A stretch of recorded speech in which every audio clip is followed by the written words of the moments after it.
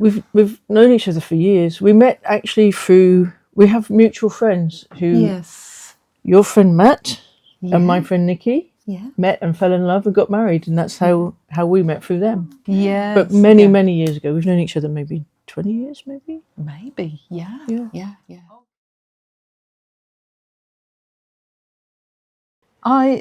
I've been writing my own pieces for piano for some years, but more recently I was given a platform at a festival called Prima Donna, which Deb and I have both performed at, which was a sort of a women's literary festival, and Deb and I were seeing each other there, and Deb came to watch me play, and she said, "Oh, I'd like to work with you and give you a bit of noise." I think I said is what your beautiful, delicate music needs is a bit of noise. Yeah. So that's how we came together. She agreed. It had never really occurred to us prior to that, had it, Deb? No, because we work in very different spheres, and like I said, we've known each other for years, but it never occurred to me that you would want a load of noise over your beautiful, delicate music before. So I was quite shocked when you said yes, but I think we were both quite drunk. So we were quite drunk. Yeah, we were, weren't we? Yes. We're quite often quite drunk when we're at festivals. So that's how it came about. There was no great master plan. It was, really just conversations, and we decided to meet here at this studio and see what happened. Yeah. And that was really it was almost like a baptism of fire, because neither of us knew what to expect. I don't think we came in with any expectations. We were just... No, it was literally, let's just make some noise. Noise. And it was completely improvised. It was just, we came in and we brought sandwiches, obviously, and we sat and chatted and just made some noise, and then we'd sit and chat some more and make some more noise, and that was it. And then we kind of went away, and nothing much happened with them straight away, I think. No. Or did they? We're two very diverse musicians. I played sort of straightforward pop music mainly in my career as a session musician, and obviously Deb was working with MBV and creating all sorts of weird and wonderful sounds, but it was, we were very diverse worlds, really. But somehow the sound evolved, didn't it? It's been evolving over about 3 years now.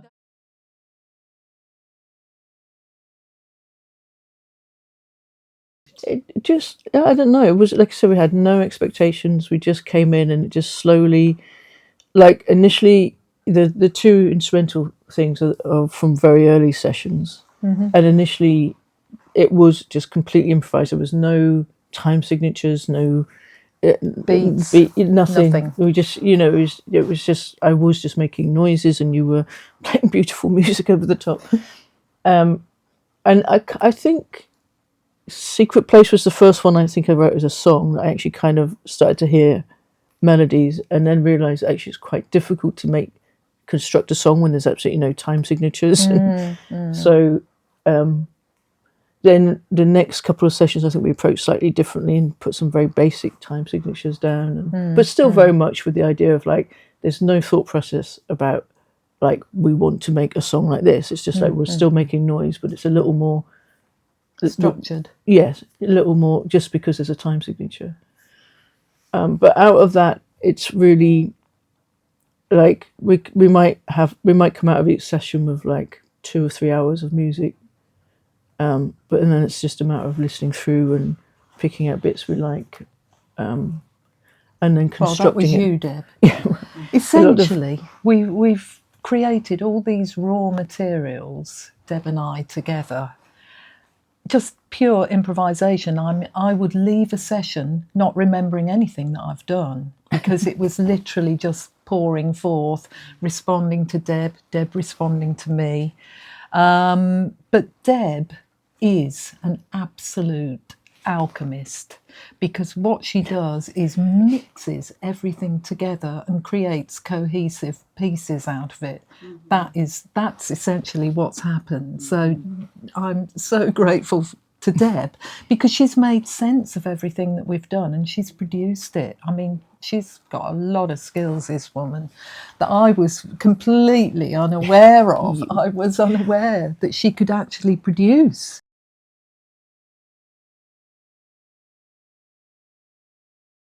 Just, I don't know, just doing it. I don't know. Yeah. I didn't go anywhere. I just kind I just like, I've worked with Logic and Pro Tools for years, just messing around really.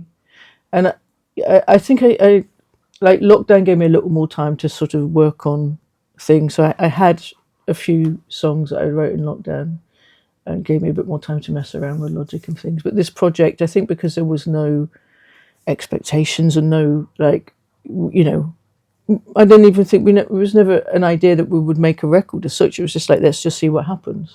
So it gave me more time to just mess around with it, and learn as I was going, really.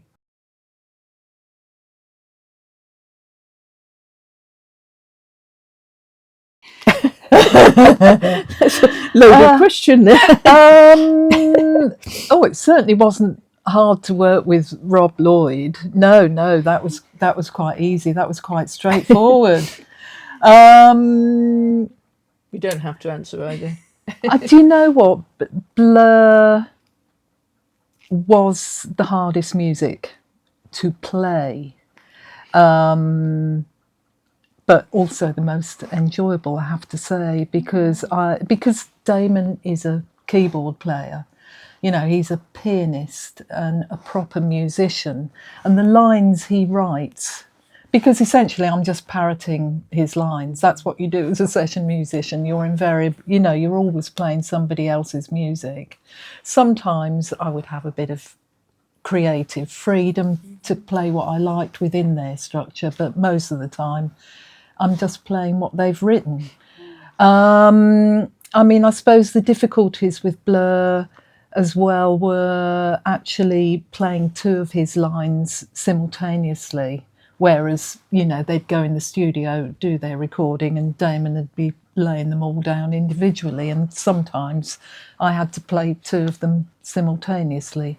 So yeah, it was a challenge, but I loved it because it was very satisfying music to play. Right. So There's no plans as such, but I hope there'll be more. I mean, Cara and I, like I said, we've been friends for years. We love each other dearly. It's just great fun, and the emphasis with it always is for it to be fun. You know what I mean? So, like, even when we went out to play it live, it's like, how are we going to do this? And I think you were really worried about because even though they're your lines, they weren't necessarily the order you played them in or how you would, So, and I think you were worried, and I was immediately like, it doesn't have to be the same. It's just like, as long as the feeling's there, and It's been really hard. I've had to write my own blooming lines out because Deb's put them in completely incongruous places that I would never have played them. So I've actually had to relearn all the music that we originally improvised. I've got notation, I've had to make copious notes. For me, it was punk, basically. I mean, I loved music. I was listening to it, even as a kid. I was obsessed with glam rock, really, and pop music, and I used to do bits and pieces and, listen to Radio 1 constantly. But I never thought I would play music because, when I grew up, it was like proper musicians, and even like pop musicians they were very, Rick Wakeman, it was all very proper and just prior to glam, there'd been like a prog rock and things like that. So, people were very accomplished, and I never really thought that I would ever play music. And then punk happened, and it was all sort of about not being able to play, and that was your badge of honor. And I clung on to that really for my entire life. I'm still clinging on to the fact that I can't play. No, you can play, though. You can play. Yeah. I've got away with it, and I still am. So but yeah, definitely punk, and it just sort of gave me that sort of confidence or, braggishness to get up on stage and make a bloody racket, basically. Yeah. Yeah. Stood you in good stead. Yeah. Well, I'm the complete opposite. I was classically trained. Couldn't bear punk. No, just didn't get it at all. It was, anyway, I won't go into why I don't like punk. Mainly the very limited chord sequences and the shouty voices. All the things that I liked about it. Oh, no, horrible. But yeah, I've always played quite straightforwardly, I suppose, as a musician, as a trained musician. That's my background. I did all the grades and all that sort of thing, How old were you when you started learning piano? I could play before I actually had lessons, because I've always been able to play by ear, which is a lovely skill to have. And obviously, I've got perfect pitch, which is a sort of innate thing, which means I know what all the notes sound like without actually having to play them, which is very helpful. Yeah, it's quite incredible when we're doing something. I'm just making a noise, and she's like, "B flat, lovely." Like, she's like, "I love this chord." Oh yes, and I'm like, "Wow."